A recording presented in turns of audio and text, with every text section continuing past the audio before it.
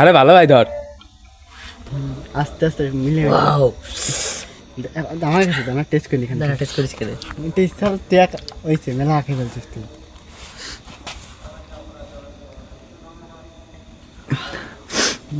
কেমন ছিল? অস্থির। হঠাৎ করে মাথায় আসলো আজকে শীত শীত ভাব, এই শীতে আমরা যাব রস চুরি করে খেতে। হয়তো অন্যের ক্ষতি হবে, তারপর একটা মজা আছে রস চুরি করে খাওয়ার। শীতের রাতে এই মজাটা পাওয়া যায় না অন্যভাবে, যেভাবে রসটা চুরি করে খাওয়ার পর পাওয়া যায়। তাই আমরা বাড়ি থেকে রওনা হলাম 3 বন্ধু মোটর সাইকেল নিয়ে, যে আজকে রস চুরি করে খাবোই। পথ দিয়ে যাচ্ছিলাম, তখন কোথাও একটা গাছেও রসের ভার দেখতে পাই না, কখনোই না। পরে হঠাৎ করে অন্য রাস্তায় ঢুকে পড়ি। ঢুকে পড়ার পর দেখি গাছে অনেকগুলো রসের ভার। সেই রসের ভারগুলো দেখে আর লোভ সামলাতে পারলাম না। পর গাছে ওঠার পর আর ভিডিও করতে পারিনি, কারণ বিপদে ছিলাম যে কে কখন কোথায় এসে পড়ে। তাই রসটা পেরে নিয়ে তাই আসছিলাম, তখন ভিডিওটা করছি। রসের ভার একটা নিয়ে চলে আসছি ফাঁকাই, অনেক দূরে চলে আসছি, যেখান থেকে পারছি তার থেকে অনেক দূরে।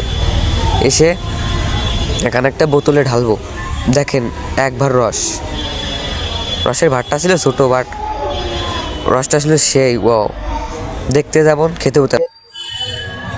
রস আলাদা করলাম, আলাদা করে একটাই ঢাললাম।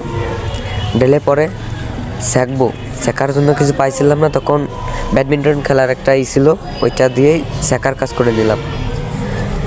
শেখার সময় পড়তেছিল না, বোতল তো সে কারণে পড়তেছিল না।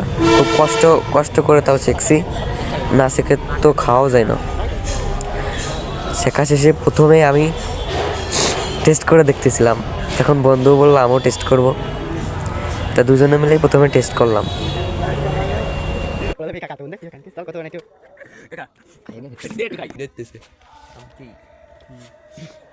আরে ভালো ভাই ধর আস্তে আস্তে মিলে আমার কাছে আমার টেস্ট করি এখানে টেস্ট করিস কেন? টেস্ট সব ত্যাগ হয়েছে মেলা আঁকে বলছিস তুই।